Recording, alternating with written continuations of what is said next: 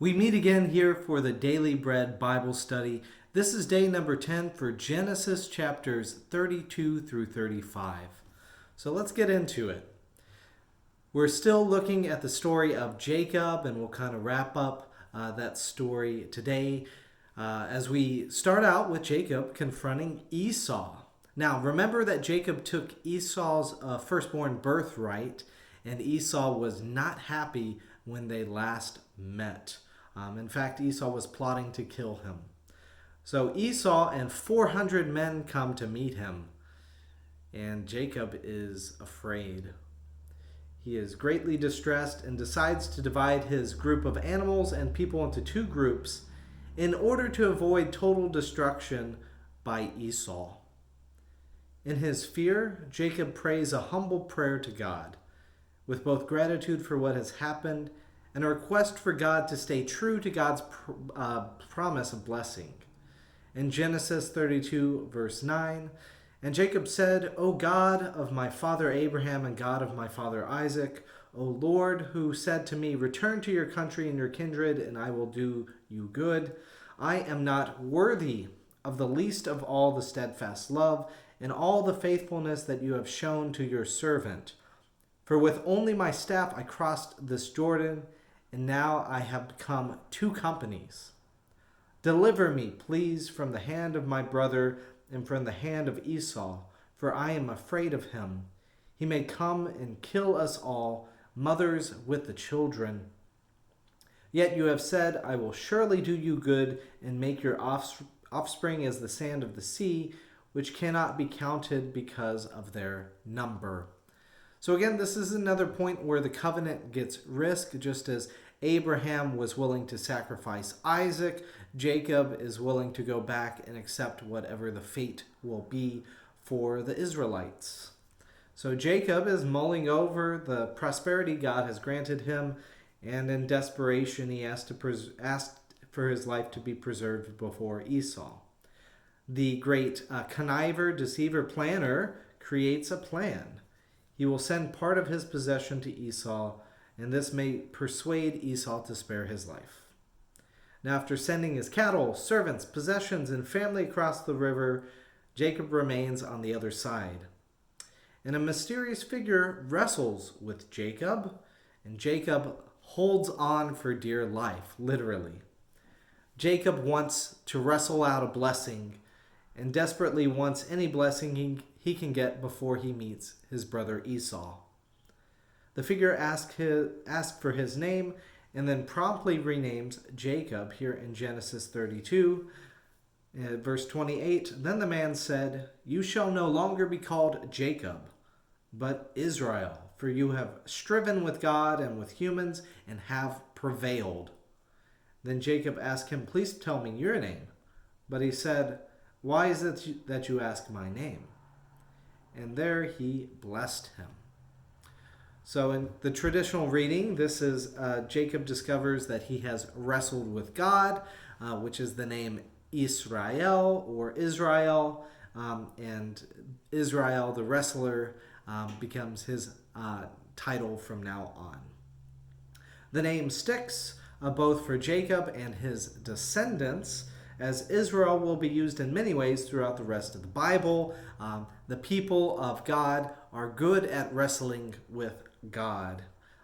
So the Israelites, the Israel, becomes another name for Jacob as the land where a nation of Jacob's descendants will live, and mainly as the people themselves who are descendants from Jacob. So later we will see that the Israelites become closely associated with the descendants of Israel's son, Judah, one of the tribes, and these people will become called the Jews. So in Genesis 33, finally Jacob meets Esau, and in the day that Jacob feared, Esau runs toward him and he grabs him. But instead of being choked, Esau becomes choked up with emotions, and his love for his brother returns. It overwhelms his desire for revenge that he had initially. Jacob and Esau exchange offerings, which Esau accepts, and Jacob is still hesitant to receive from Esau. They separate in peace, and Jacob buys land in the land of Canaan and then creates an altar to God, the God of Israel.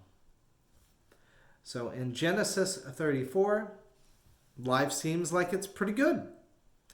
Jacob has survived his encounter with Esau. Esau has not killed him.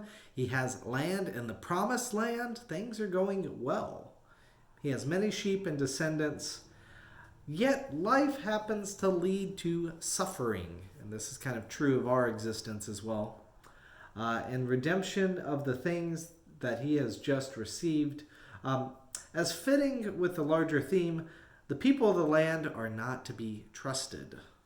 The curse of Canaan, or Cana, continues as humans choose immoral impulses instead of following God's ways. This is the whole idea of being set apart from the other nations, of not following their practices. We'll get on to that more throughout the upcoming books of the Old Testament.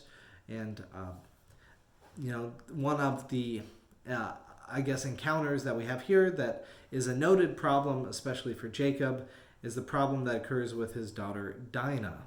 So in Genesis 34, verse 1, now Dinah, the daughter of Leah, whom she had borne to Jacob, went out to visit the women of the region. And while Shechem, son of Hamor the Hivite, prince of the region, saw her, he seized her and lay with her by force. And his soul was drawn to Dinah, daughter of Jacob, and he loved the girl, and he spoke tenderly to her. So Shechem spoke to his father Hamor, saying, "Get me this girl to be my wife." Well, there's a lot of things wrong with this. First of all, it's rape, and then second of all, too, there's just a lot of poor treatment of women in this part of Scripture. Right? Get me this girl to be my wife. This idea that women are possession, which is something that I think, even today we struggle with the idea of women and women's bodies being possession of men.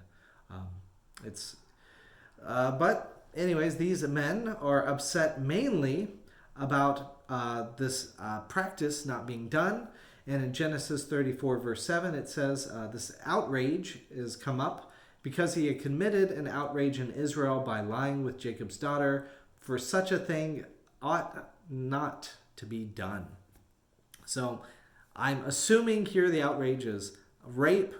It could also be connected with the Hivites, and also, the people of the land are not supposed to mix with those descendants of Jacob. But on the whole, there is a great offense.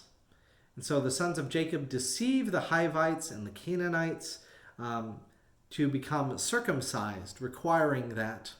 And then Simeon and Levi slaughter the Canaanites while they are recovering in pain. Jacob is then worried about the consequences of this act from the locals, but instead of retribution, quote unquote, in chapter 35, verse 5, a terror from God fell upon the cities all around them so that no one pursued them. So this is, in fact, God's way of protecting the people who are following in his righteous path. So in chapter 35, we see that Jacob is summoned to Bethel by God, and we hear God echoing the name change of Jacob to Israel, and then restating the promises made for the Israelites. Now, the next portion is wrapping up the stories of Isaac, Rachel, and Esau. We see, unfortunately, that Rachel dies in childbirth, giving life to Benjamin. And this loss of Rachel is heartbreaking to Jacob, as she is considered his soulmate by him. And so Benjamin is especially a child that he is fond of. Now, Isaac is buried at Mamre by Esau and Jacob, and then we'll gloss over Esau's descendants kind of the next time. One other point that I have to note for the story in Genesis 35:22 randomly mentions that Reuben sleeps with Bilhah, and to my knowledge, no offspring are produced.